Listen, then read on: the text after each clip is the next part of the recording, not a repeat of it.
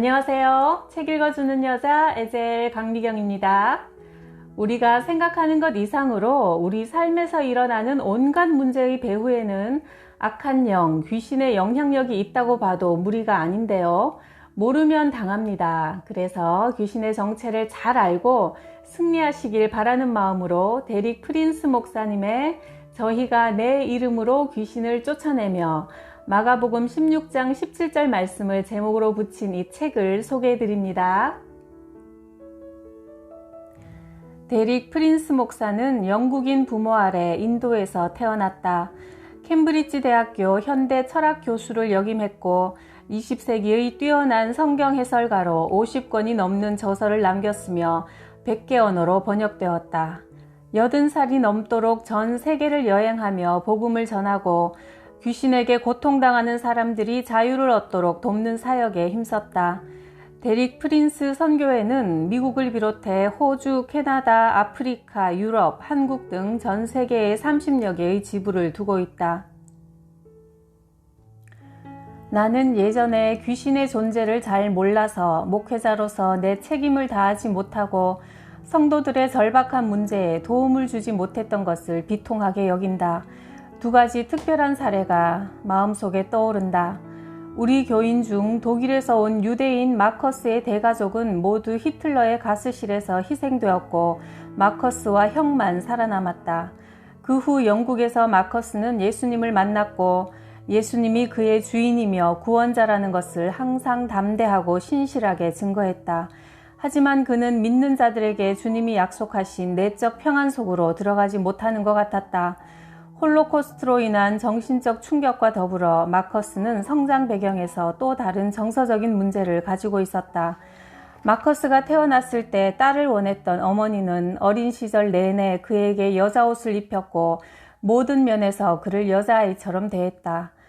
마커스는 가끔 평안을 누렸지만 곧 어두운 절망감 속으로 빠져들었다. 그는 설명할 수 없는 죄의식에 시달려 때로 자신을 벌하기 위해 손가락을 문 틈에 넣고 닫기도 했다. 이런 사건을 겪은 후 그는 내게 도움을 청하러 왔다. 목사님, 제게서 이 귀신을 내쫓아 주세요. 그는 울부짖었다. 그러나 당시 나는 축사 사역을 하기 전이라 그 말을 무시했다. 내가 런던에서 목회를 그만두고 난 뒤 마커스와 연락이 끊겼는데 그의 친구를 통해서 마커스가 정신질환을 치료하기 위해 뇌의 전두엽 신경관 한두 개를 절단하는 수술을 받았음을 알게 되었다. 하지만 그 수술도 마커스에게 도움이 되지 못해 몇 년 뒤 그는 생을 마감하고 말았다. 지금 돌이켜보면 내가 그때 마커스의 문제가 귀신과 관련 있다는 사실을 인정했더라면 그를 도울 수 있었을 거라 생각한다. 또 다른 경우는 내 노방 전도 집회를 통해 예수님을 믿게 된 로저라는 청년이다. 로저는 예수 그리스도를 구주로 영접하고 열정적인 주님의 증인이자 일꾼이 되었다. 그의 헌신이 다른 교인들을 부끄럽게 만들 정도였다. 그럼에도 불구하고 로저를 끊임없이 괴롭히는 죄가 하나 있었는데 지나치게 자위행위에 빠져드는 것이었다. 로저는 벗어나려고 발버둥을 쳤지만 지속적인 승리를 얻지 못했다. 로저는 나를 찾아와서 목사님 저를 위해 기도해 주세요 라고 부탁하곤 했다. 한 번은 밤 10시부터 새벽 2시까지 4시간 동안 줄기차게 기도했는데 로저가 말했다. 그것이 저를 떠나고 있어요. 그것이 떠나고 있다고요. 기도를 멈추지 마세요. 저는 느낄 수 있어요. 그것이 지금 제 손가락에 있고 떠나고 있어요. 승리가 손에 잡히는 듯 했으나 어쩐 일인지 항상 다시 놓쳐버리곤 했다. 마커스와 로저는 내가 그들의 문제를 귀신과 관련된 것으로 진지하게 또 지속적으로 다루지 않아서 돕는 데 실패했던 수많은 사람들 중 일부에 불과하다. 런던에서의 내 사역을 돌아보면 귀신이라는 이물질이 여전히 안에 들어서 골마가는 상처 위에 나는 그저 응급처치로 붕대로 덮으려고만 했던 것이다. 그러다가 1963년 미국 시애틀에 있는 오순절 교회 목사로 사역할 때 침례교 목사인 에릭 왓슨으로부터 전화를 받았다. 자매 한 분이 악한 영들로부터 축사가 필요합니다. 제가 기도할 때 주님께서 목사님이 이 자매의 축사를 맡아야 할 분이라고 보여주셨습니다. 잠시 후 왓슨 목사가 금발의 파란 눈의 여성과 함께 도착했고 에스더 핸더슨 부인이라고 소개했다. 나는 그녀에게서 이상한 영적 상태를 드러내주는 외관상의 증거, 가령 쇳소리나 사나운 눈빛을 찾으려고 자세히 살폈으나 그 여성은 너무나 평범한 30대 중반의 미국 중산층 가정주부로 보였다. 불안해하거나 겁먹은 것 같아 보이지도 않았다. 왓슨 목사는 바로 본론으로 들어갔다. 에스더를 의자에 앉히고 설명하기를, 이 자매님은 니코틴 귀신으로부터는 해방이 되었는데 다른 귀신들이 더 있습니다 라고 했다. 왓슨 목사가 에스더 앞에 서서 큰 소리로 말했다. 너 악한 영들아, 내가 명령하노니 에스더에게서 나올지어다. 아무 반응이 없자 왓슨 목사는 더 큰 소리로 똑같은 말을 반복했다. 내가 명령하노니 나올지어다. 여전히 아무 일도 일어나지 않았다. 나는 네가 거기 있는 것을 안다. 예수 그리스도 이름으로 명하노니 당장 그 딸에게서 나올지어다. 예수의 이름을 언급하는 순간 에스더에게서 확실한 반응이 나타났다. 자세히 보니 얼굴 표정이 변했고 양쪽 눈동자에는 노란 유황색 빛이 나타나 전혀 다른 인격이 표면으로 드러나는 것 같았다. 평범한 침례교인이며 가정주부인 그 여성 안에 어떤 또 다른 세력이 있음이 분명했다. 나는 에스더 앞에 서서 말했다. 에스더 안에 있는 악한 영아, 너의 이름이 무엇이냐? 주 예수 그리스도의 이름으로 명하노니 내게 대답할지어다. 즉각 이를 갈며 얼굴을 사납게 일그러뜨리고 엄청난 악의가 담긴 한 단어가 튀어나왔다. 증오. 에스더의 얼굴에 이글이글 타오르는 증오심이 그대로 드러났다. 나는 그때까지 어떤 사람의 눈 속에서도 그런 끔찍한 정오를 본 적 없었다. 주 예수 그리스도의 이름으로 명하노니 너 증오의 영아 에스더에게서 나올지어다. 그러나 에스더의 목소리와는 전혀 다른 오만한 목소리가 여기는 내 집이야. 나는 여기서 35년간 살았어. 나가지 않을 거야. 라고 대답했다. 내가 계속 예수 그리스도의 이름으로 명하노니 너는 나올지어다 말하면 귀신도 계속 내게 반항했다. 그것은 의지의 싸움이었고 시간이 꽤 걸렸다. 그러나 내가 성경 말씀을 많이 인용하고 예수님의 이름을 계속 사용하자 마침내 귀신은 내게 협상하기 시작했다. 내가 나가더라도 나는 다시 돌아올 거야. 나는 단호하게 대응했다. 안 돼. 너는 나가서 다시 돌아올 수 없어. 그러자 귀신은 이렇게 말했다. 내가 나가더라도 내 형제들이 여기 계속 머물러 있으면서 이 여자를 결국 죽일 거야. 나는 귀신에게 반격했다. 아니, 네가 먼저 나오고 네 형제들도 뒤따라서 나와야 해.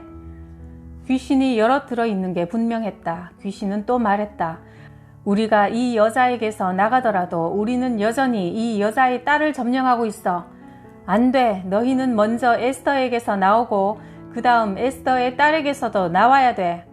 에스더에게 딸이 있는 줄 몰랐던 나는 귀신이 무엇을 말하든 그것과 반대로 선포했다.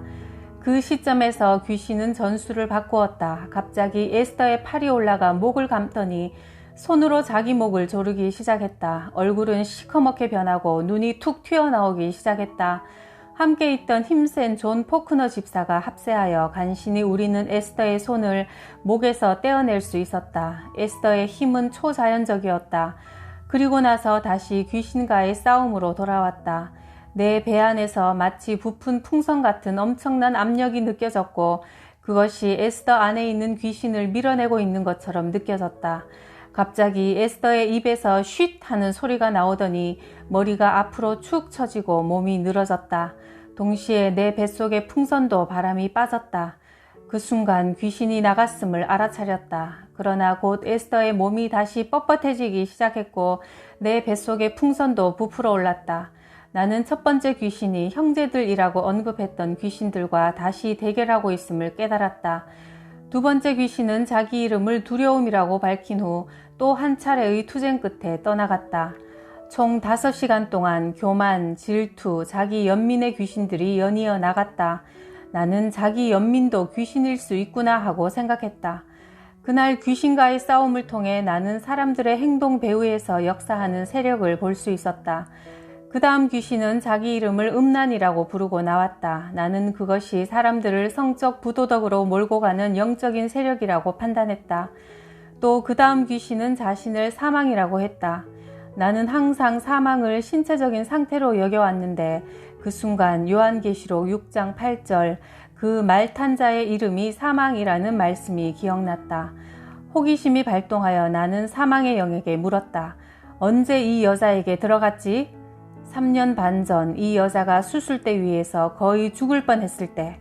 사망의 영이 대답하고 마침내 떠났을 때 에스더는 바닥에 쭉 뻗어 누웠다. 피부는 혈색이라고는 전혀 찾아볼 수 없이 창백하고 차가워 마치 시체의 얼굴 같았다. 에스더는 약 10분간 그대로 누워있다가 마침내 기운이 회복되자 일어나서 손을 들어 주님을 찬양하기 시작했다.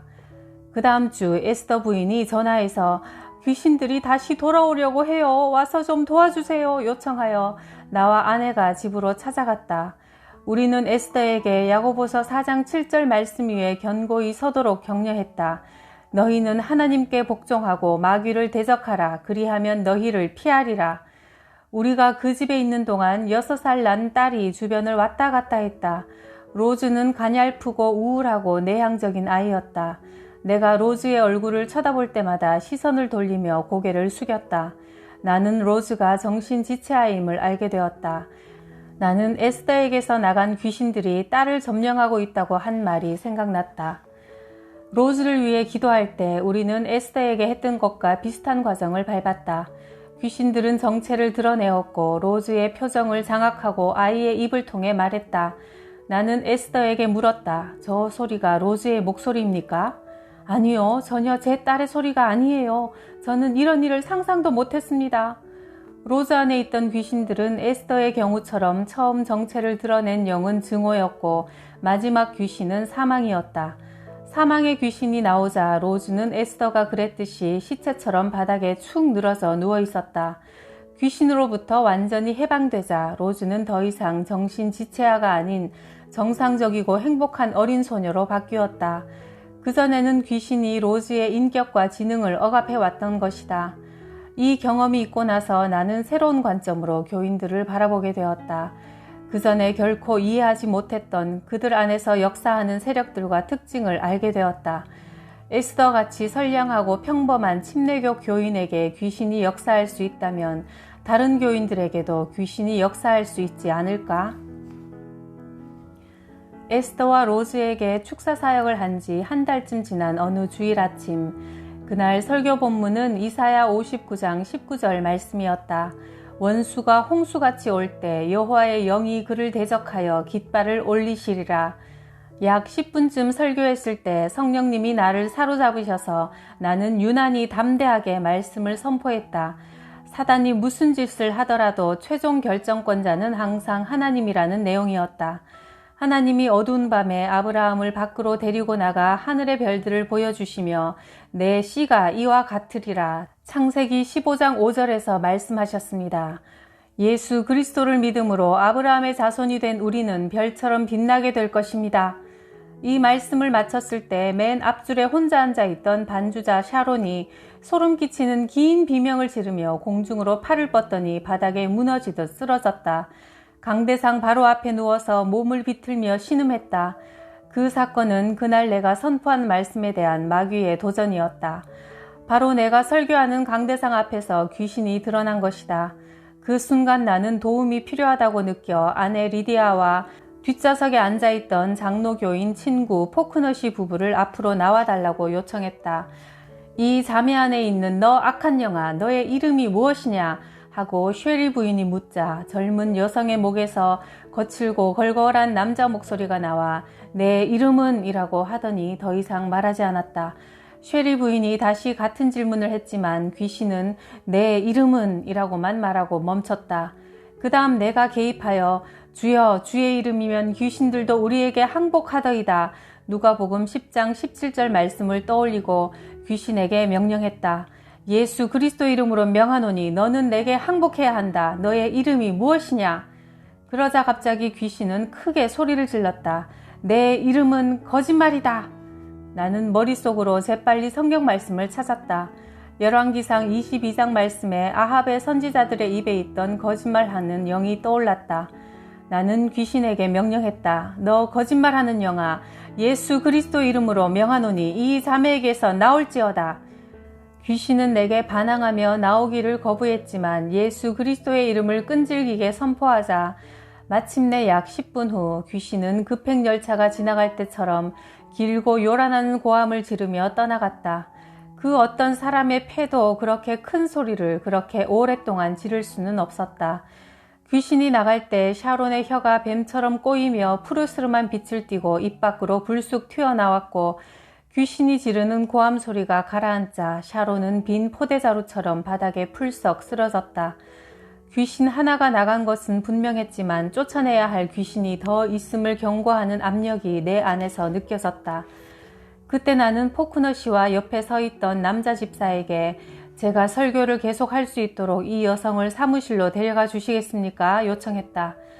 눈이 휘둥그레지고 입이 쩍 벌어진 교인들을 향해 나는 계속 설교했다. 그날 아침 벌어진 상황은 교인들에게 그 어떤 설교보다 훨씬 더 효과적으로 귀신의 실존을 확신시켜 주었다. 잠시 후 사무실 쪽에서 쿵 하는 소리가 울렸다.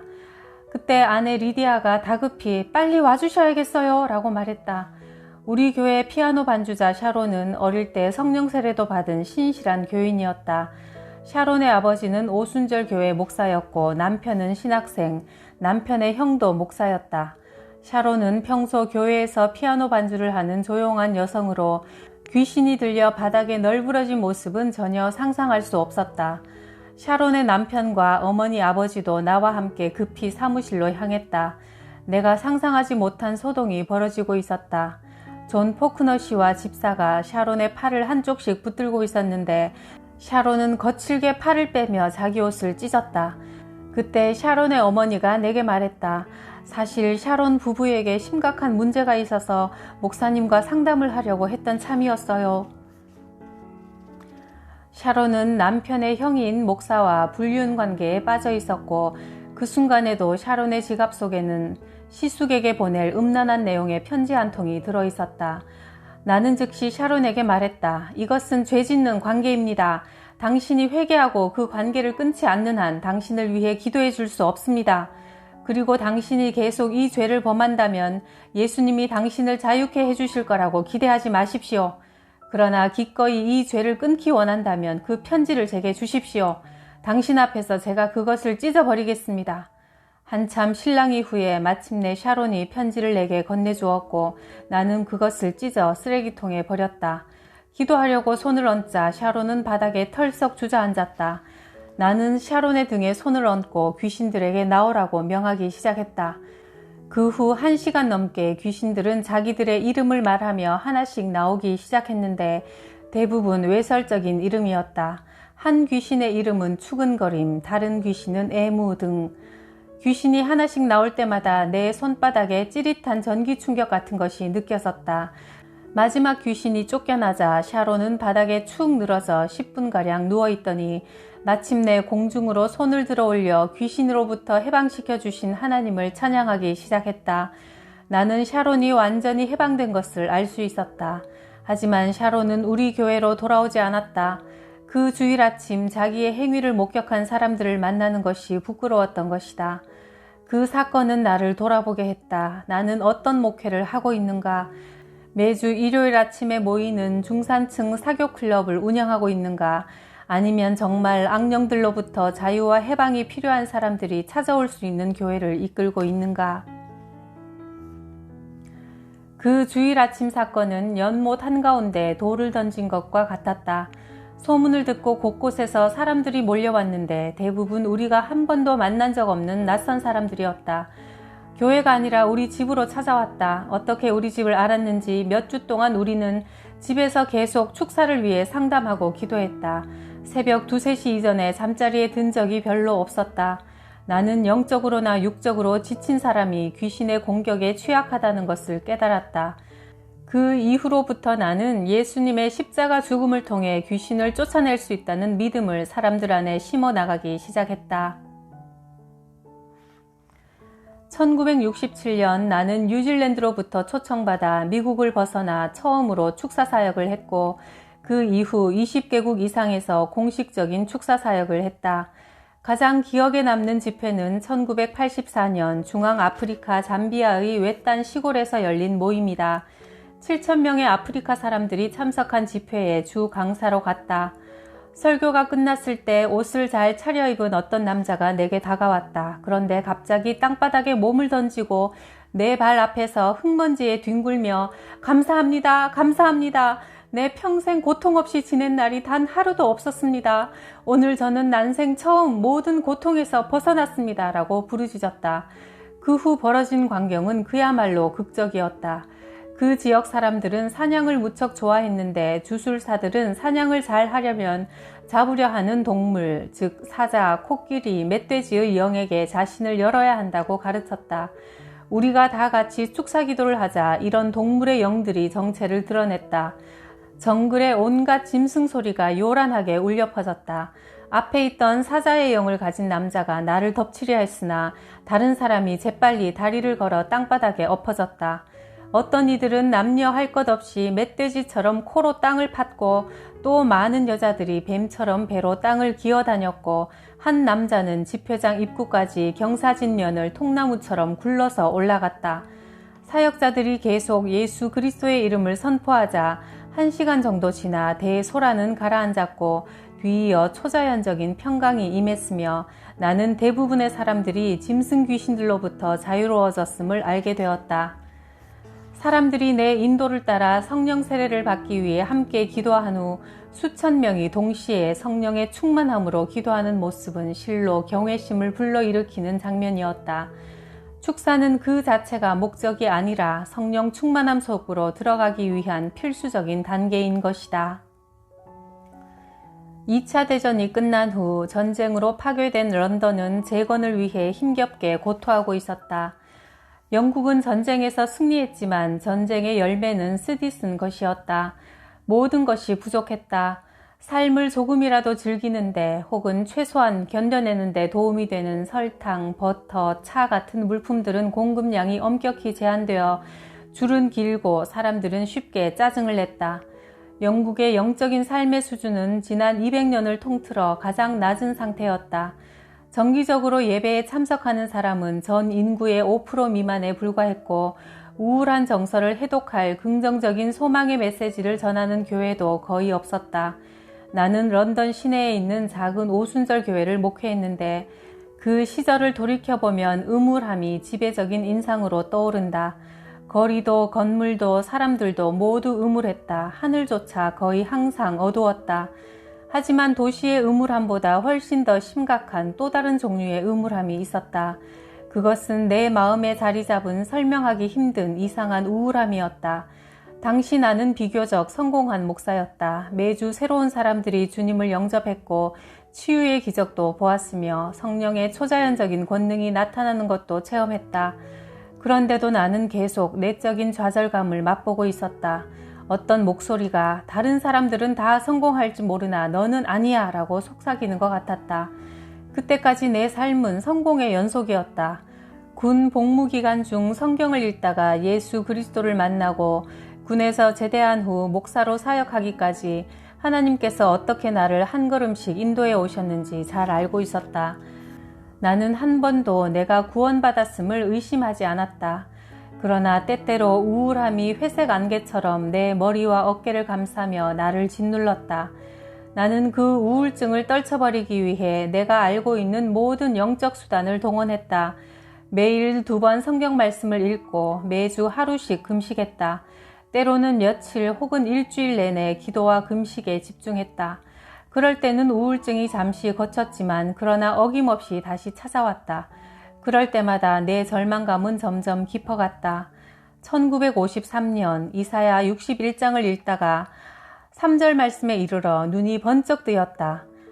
찬송의 옷으로 그 근심을 대신하시고, 근심이 영어 성경에는 무거움의 영, Spirit of Heaviness, NIV에는 낙담의 영, Spirit of Despair 이라고 되어 있다.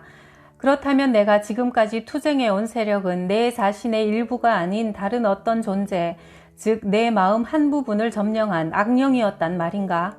어쩌면 그것은 한 가족의 구성원에게 들어가서 대대로 이어져 내려가는 일종의 악한 세력을 일컫는 말인가? 항상 나를 당황스럽게 만들었던 아버지의 성격이 떠올랐다. 아버지는 선하고 도덕적인 분이셨고 대령으로 전역하신 성공적인 영국 장교였다. 아버지는 시간의 98%를 영국 신사처럼 행동하셨지만 나머지 2%의 시간에 아버지의 원래 성격과 전혀 다른 어떤 낯선 모습이 있는 것을 보았다. 가끔 하찮은 사건이 아버지를 화나게 만들면 하루 종일 경직되어 돌 같은 침묵 속으로 빠져들곤 하셨다. 그러다가 또 별 이유 없이 본래의 정중한 모습으로 돌아오곤 하셨는데 나는 아버지에게 있던 어두운 영이 어릴 때부터 계속 나를 따라다녔음을 깨달을 수 있었다. 분명히 그 영은 내 기질의 약점을 잘 파악하고 언제 내게 압박을 가하면 가장 약한지를 알고 있었다. 그 어두운 영의 단 한 가지 목적은 내가 효과적으로 예수님을 섬기지 못하도록 막는 것이었다. 나는 항상 우울하고 부정적인 태도가 타고난 내 성격 탓이라고 생각했다. 그래서 좀 더 나은 그리스도인이 되지 못한 것에 죄책감을 가지고 있었다.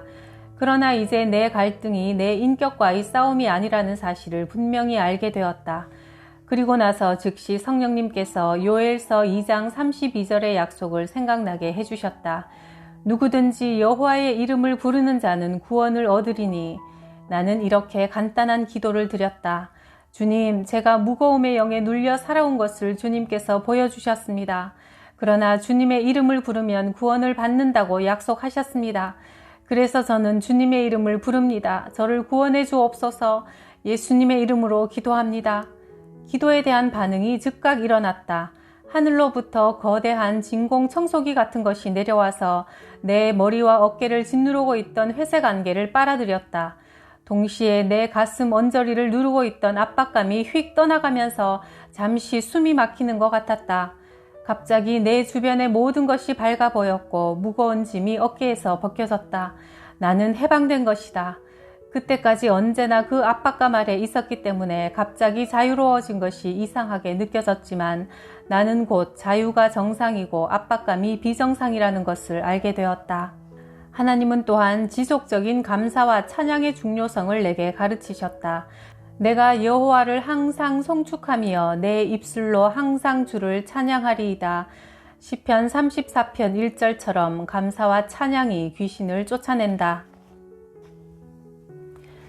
귀신과의 싸움은 비단 나만의 이상하고 독특한 경험이 아니다. 특히 사역자들은 사탄의 주요 공격 대상이다. 그러므로 예수님의 가르침을 따라 귀신들의 활동을 식별하고 귀신을 내쫓는 법을 배워야 한다. 믿는 자들에게는 이런 표적이 따르리니 내 이름으로 귀신을 쫓아내며. 마가복음 16장 17절 말씀. 다음 시간에 계속 이어서 전해드릴게요. 귀신들이 제 아무리 날뛰어도 예수 그리스도의 이름 앞에는 요즘 무수하게 떨어지는 저 낙엽들처럼 떠나가니까요. 예수님 안에 항상 머물러 있어야겠습니다. 귀신의 정체와 대적하는 방법 등 더 자세하고 정확한 정보는 무당을 사랑한 목사 책에 아주 속 시원하게 나와 있으니까 참고하세요. 아래 링크로도 구입 가능합니다. 구독, 좋아요, 댓글에 언제나 감사드려요. 오늘도 예수님의 이름으로 승리합시다.